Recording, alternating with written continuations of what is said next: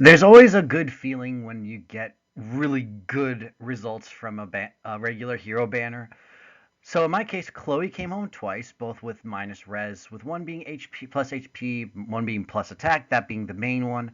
I also did manage to pull a plus attack minus res Aranese, who will be the base of the currently plus two that I have.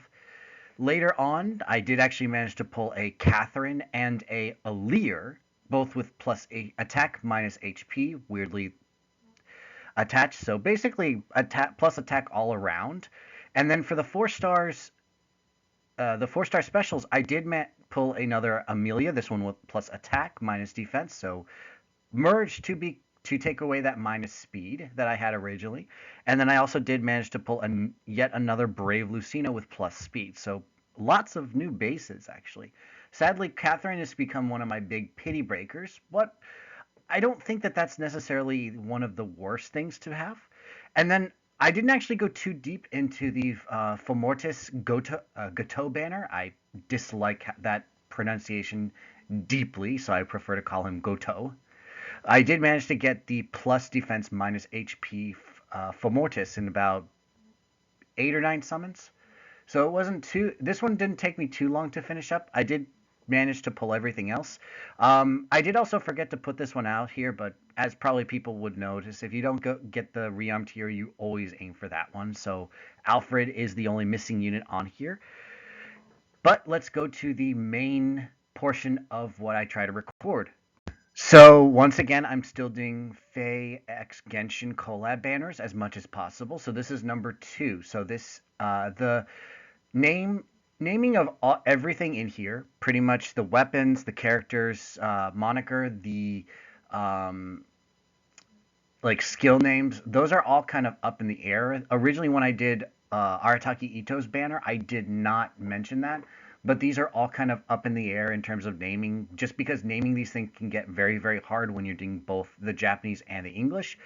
So the name of the collab banner this time is Favonius Songs. So every single character is going to be based off of a religious singing piece. So we're going to start with the main attraction. So the main attraction is going to be Barbara as the church star. So once again, this naming is what I could think of. Not necessarily the best naming I can admit, but it's whatever it is. She is a ascended water a legendary hero with a pair up as well as plus res to her for her special. One thing that about a lot of these units is that they don't necessarily translate well into Fae, and that has nothing to do with the actual unit themselves. It has more to do with the fact that Genshin just doesn't have a lot of options in terms of like they do have claymores, they have swords, they have lances,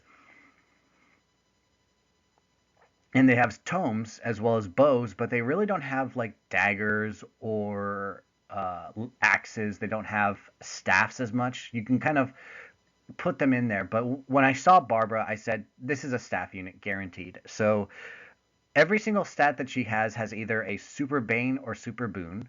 Attack and res are going to be her super boons. Everything else has a super bane. Stats are going to be for HP 14, 11 for attack, 10 for speed, 5 for defense, and 11 for resist.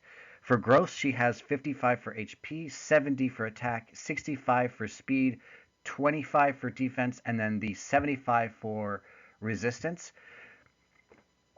As for her weapon, I chose Eternal Moonlight based on the weapon that she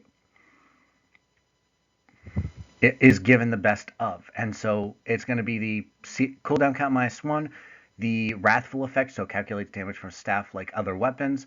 If unit initiates combat or is within 3 spaces of ally, grants attack res +7 during combat, so basically the first portion of attack res finish. And then if ally within 3 spaces recovers HP through a skill, special, or assist skill, so this is A skill, B skill, C skill, special, or any kind of assist, so like a heal skill, grants grants Spectrum plus X and null follow up to unit until the end of opponent's next turn. And this is supposed to be for the target unit, the unit that actually is the ally specifically recovering the HP, where X is equal to 20% of the recovered amount. So if unit recovers 20 HP, they get just +4 to everything. And this can easily get really, really big because this is more, this isn't including like the actual recovered amount, like going from like 10 to 30 or 10 to the maximum 45. This is how much you actively recovered. So like if a unit recovers say 55 HP, then that means that they're gaining what, 11 plus to everything. I thought of this because we're not seeing much in terms of recovery effects being any better, since a lot of staff units are now starting to move towards the offensive spectrum. But I also decided to do Blessed Encore. So a cooldown count of 2. It's the staff assist instead of it's attack instead of assist skills using for special cooldown. When it triggers, you're going to boost damage by 20% of foe's resistance.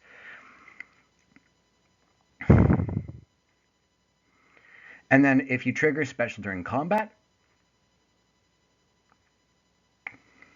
and the unit is within 3 spaces of an ally with less than 50% of their maximum HP, grants another action to that ally and restores 25% of that unit's max HP. So obviously we're going to have the weapon and the new special synergize really well, so that 25% can easily add on, say, 3 to 4, maybe even 6, depending on how much HP you're actually healing. I also gave her the attack risk finish 4, Dazzling Shift, and then her PRF is Recovery Tide. At the start of odd number turns, restores 20 HP to all allies within 3 spaces of unit, and grants a bonus based on the movement type of that unit. For any infantry and flying units, they get movement +1. Armored gets Assault. Cavalry gets the unit cannot be slowed by terrain. So infantry and flying now move 3 spaces. Armored 3 spaces in cardinal directions. And then cavalry is, of course, the what we saw in the Sage of Kadain banner. So terrain doesn't stop them. And then for the even numbered turns, if unit is within 3 spaces of an ally, restore 20 HP to unit and grants unit bonuses based on the movement types of those allies. If you have an infantry or flying unit, she gains Pathfinder. Armored unit gets her In Guard, and then cavalry gets her Warp Bubble. Sadly, the only one that I really thought out was Pathfinder, allowing her to act like a third dagger or not. Now, the reason I gave her In Guard for Armored is because her skill doesn't buff her, it only buffs allies. And then Warp Bubble was just to prevent people from moving around. Um, I don't I don't know about naming in general. The two skills here are kind of up in the air. The weapon I'm kind of thinking that I would consider keeping. Um, but once again, this is more of a idea in general. So now that we've covered the main person of the banner, let's cover the lesser so units. Starting with the second unit we have is Carringham Silk as a green tome armor.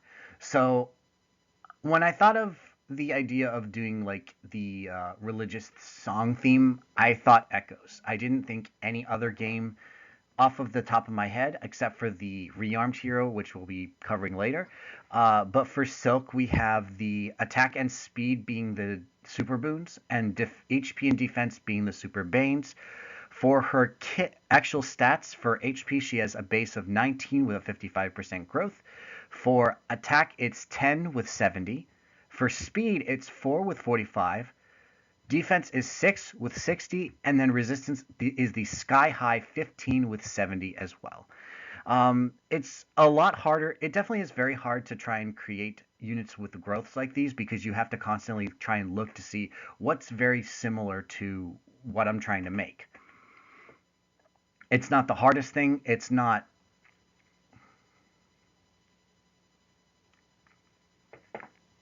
the easiest thing, but it is one of those ideas. So the Carringham's portion comes from the fact that a lot of her support conversations portray her as very caring, but her weapon, the Oratorio of Gossip, is because she likes gossiping. So of course we're going to get that accelerate special cooldown count. At the start of turn, if unit's HP is greater than or equal to 25%, grants treachery and magic wall to unit until the end of turn. So what's going to happen for this one is that she's going to want to stay healthy. She's going to get treachery, and then magic wall is essentially any kind of spurn or speed based reduction, except it's reducing based on resistance. So this is essentially what we got with Dragon Wall for dragons. And then at the start of combat, she gets attack res plus X during combat, where X is based on how much HP she has. If she's at that 25% or more, she gets 3. If she has more half or more, it's 6.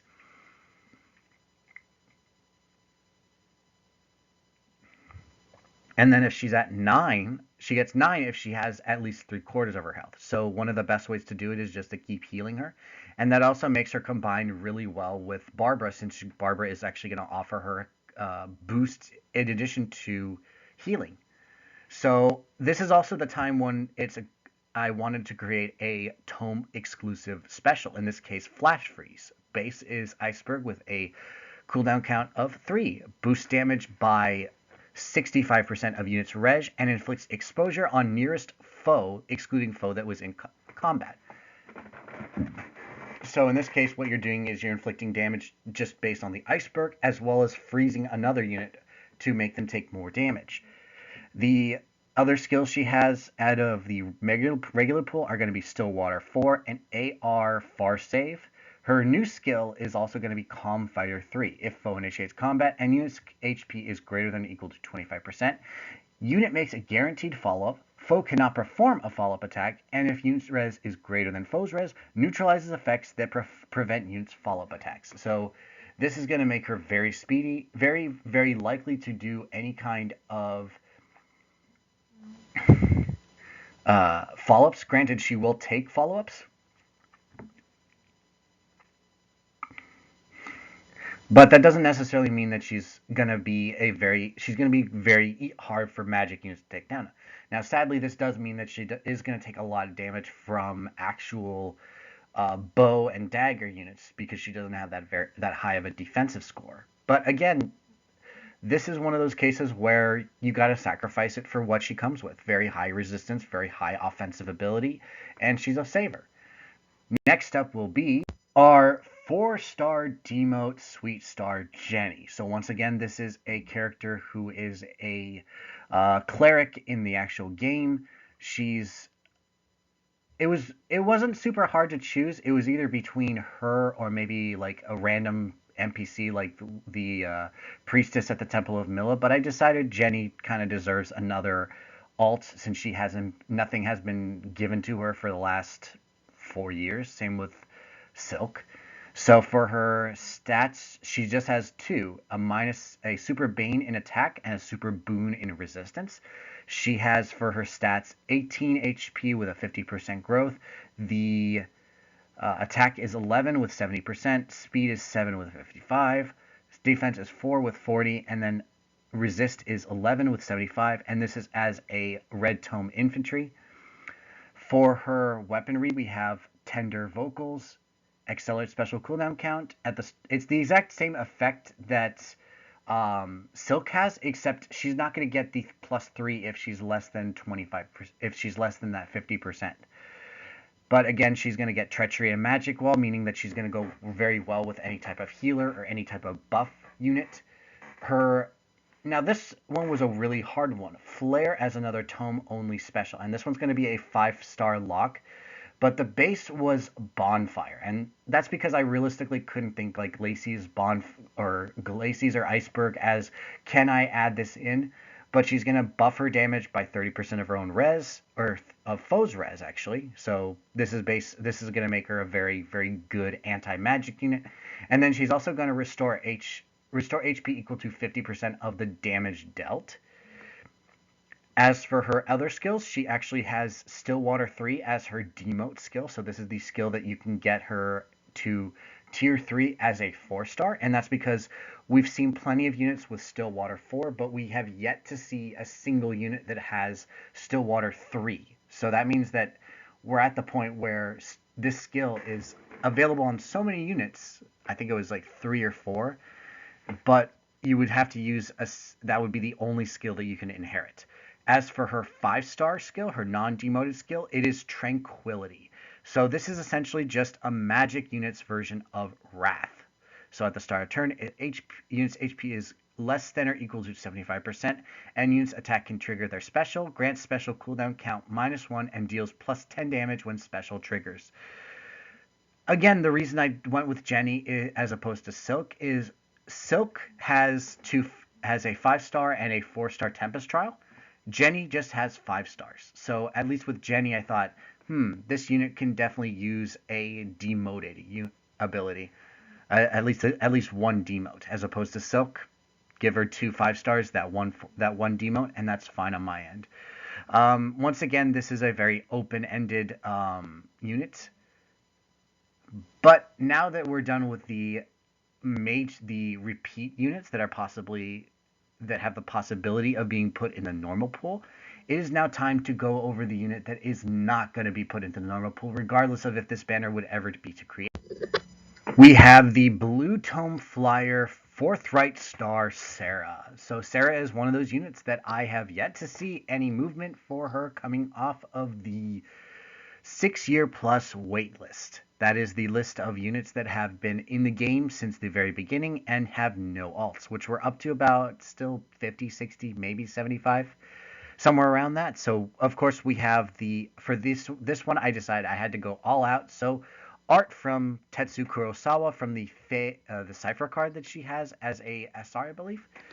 So for her stats, we have attack and speed being the super boons, defense and resistance being the super banes. For her stat line, we have a base 17 HP with 50%, base 9 attack with 80%, base speed is 10 with 65, base defense is 4 with 35, and then base resistance is 10 with another 65. Once again, it's a lot harder to try and judge what kind of BST they can start with. But for her weapon type, as a Blue Tome Flyer, we have the Arcane Blizzard.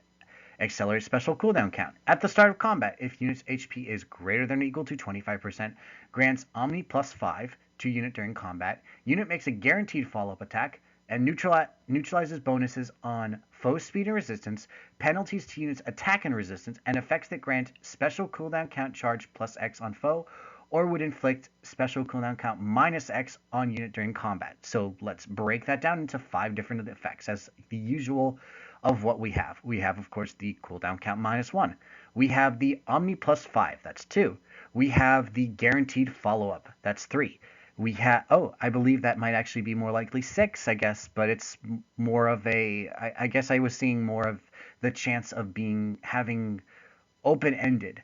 So she has 6 different effects. Now, 2 of them are kind of on the same level because neutralizing bonuses to foe speed and resistance and penalties to units attack and resistance are both going to be kind of on the similar line in that sense, but I guess I might have given her too much this time around. I guess I could, if I think I originally read it as kind of probably it was too short, so it was 1, 2, 3, and then 4 in total.